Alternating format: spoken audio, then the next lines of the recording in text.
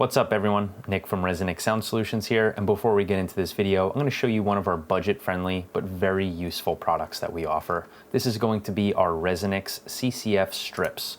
The ResoNix CCF strips serve one simple purpose, and that is to couple your mid-bass and or mid-range drivers to the grill opening on the panel that is in front of them.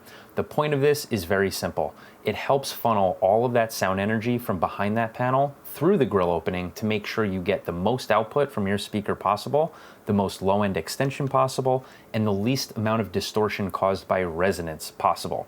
As you can see, it's pretty simple to install. You just install it around the speaker with peel and stick adhesive. This is on a Lamborghini Huracan that I did some time back.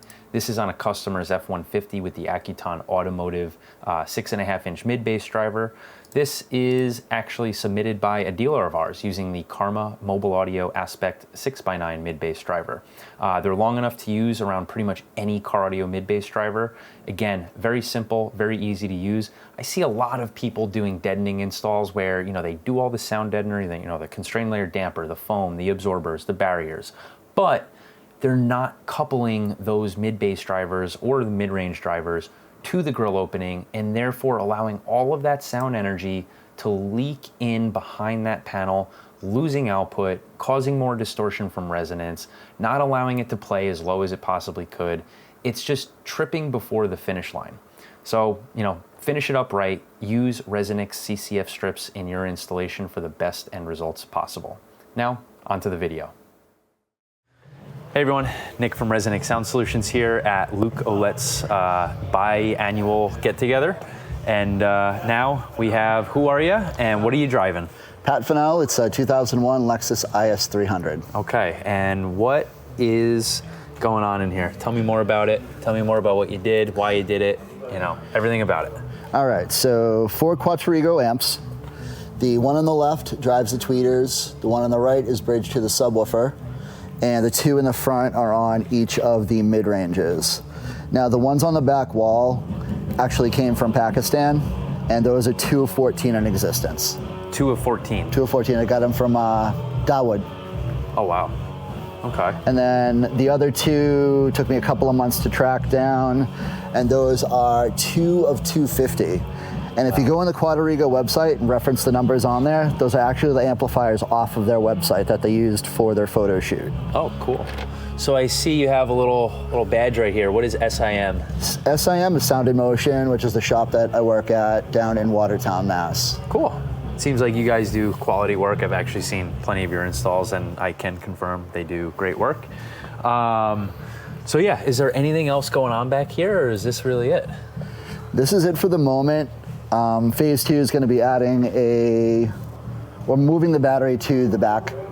Okay. That will clear up space up front for the ABS block, which needs to be relocated when the engine goes turbocharged. Okay. And then in the other corner will be all the power management, and eventually an iPad in the trunk lid to be able to control the lighting of the vehicle, as well as be able to highlight certain parts of the install and vehicle. Cool.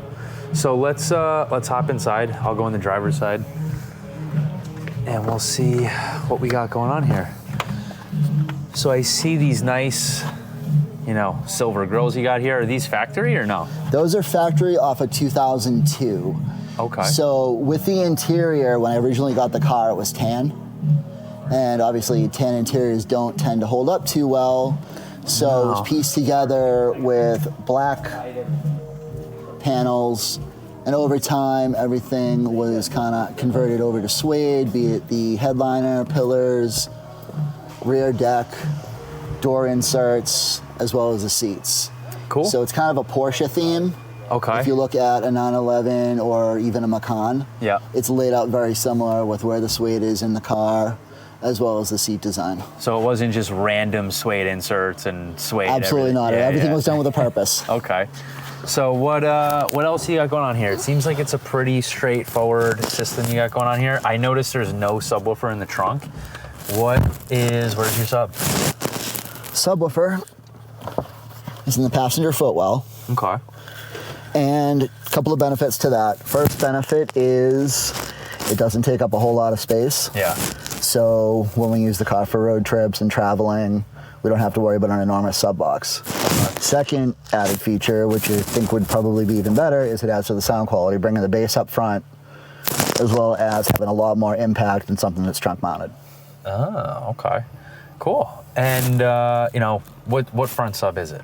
It's an carbon C10 from Illusion Audio. Okay. You managed to have one of those before they discontinued them? Yeah, that probably sat for a couple of years before I actually took the time to build the box. So, life gets busy, man. I guess it looks like a pretty simple two-way setup, you know, doors and pillars for, you know, mid-bass tweeter. Yep. Is that correct? Yep, also Quadrigo anniversary. Okay. So pretty much a full Quadrigo system with the exception of the subwoofer and DSP. And then you have the Moscone, you know, controller flush mounted in here really nicely. You know, the tweeters are, you know, simple but clean. And any other things? Yep, the head unit's actually molded in. So it was a metric kit that was two-piece and textured. The trim ring was smoothed into it and then painted to match the interior so that way it looks like one piece. Cool. Any other neat features in here that that you mentioned to me off camera? The custom steering wheel. Oh. That was designed off of a GT3 RS. Ooh. So the full suede wheel with the racing stripe, and then custom green and purple stitching that kind of goes with the theme of the car. Oh. So a little bit of purple trim, purple seat belts. Japanese car with German inspiration. Absolutely. And what else did you get? It also handles like a Porsche. So it has probably close to 15 grand in suspension work. Oh, wow. So poly bushings, coilovers, full bracing from Cusco, those parts mostly sourced from Japan. Oh, wow. As well as it's got a full JDM front clip on it. So fenders, bumper, lip kit. Headlights are from the UK, lip kit's from Russia. Wow. Rear bumpers from So this is Japan. like your project that you've been building for a while. Yes, I've had the vehicle for 20 years. 20 years. 20 years. You don't even look 20 years old. Oh, bro, thank you. Appreciate it. And also impressive. You can kick the lights on. How do I turn lights? Stock. 89,000 original miles. Oh, wow. I don't know if I could see that in the video, but Jesus. So these cars will run up to 250, 350,000. Well, yeah, it's a Lexus. Right. With the Toyota 2JZ motor. This has a 2JZ? It does. Oh, Jesus. It has the weaker of the 2JZs. It has the thin rods that turn to powder at 350 horse. It's a magic trick they do. So where is this PlayStation 2? Oh, the PlayStation 2. That's what I was really interested in. Right here. So keeping it period correct. It was actually put in years ago, and I never really found a reason to take it out. I mean, it can still... Does it still work? It absolutely does. Through the head unit? Absolutely does. Let me see. All right. How long does it take to fire up? Just a hot second. Oh my God. Is it just simple, just like... AVN. That's it? AVN and power. I think I saw it right there. AVN right there. Oh my God. There you go. So what games you got in here? Probably SSX Tricky. Or, actually... Oh, Need for Speed, Most Wanted. Let's Wanted. go. I'll beat you so bad. Probably will, dude. I would smoke you in this. Dude, I can't... I have no idea. I'm talking shit. I have no idea. I haven't played a video game like that in God knows how long. Yeah. Oh my God, but that's so... This is like early 2000s, like tuner car. Absolutely. Yeah. Well, yeah, I got it in 2004. Yeah. So... And you're keeping the theme going. Absolutely. So, question for you before we get out of here. You install professionally and have been for a while.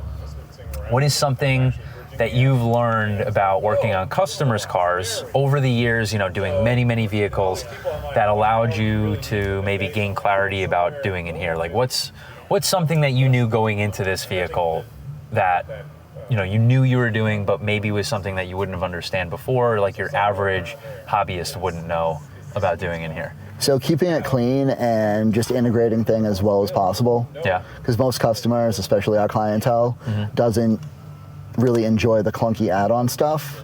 Everything has to have a fit and a purpose. Yeah, and I can tell, as you said, everything in here does have a fit and a purpose. Pretty impressive. It's cool. So, especially this PlayStation 2. I don't know how you have this in here and not play while you're driving. I would be...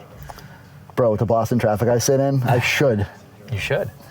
Any last bits of information about this thing, or any cool tips or tricks that you use in here that anyone watching can benefit from? I would say working at Sound & Motion's kind of really elevated my game. Yeah. How long you been there? 4 years. Oh, that's it? 4 years next week. Oh shit! I thought you'd been there for a lot longer than that. No, it's kind of like, you've been around. I mean, you've seen the way different shops operate. Yeah. And you kind of hit like, I don't know, call it the pinnacle of car audio. Yeah. So for what we do and what we work on in the Boston area, there's nobody better. Yeah, I can confirm. So yeah. Pat, thanks for taking the time to walk us through this car. You're very welcome. Thanks for the time for the interview. I'm going to get out of here. I'm going to play PlayStation 2. I'll see you guys later.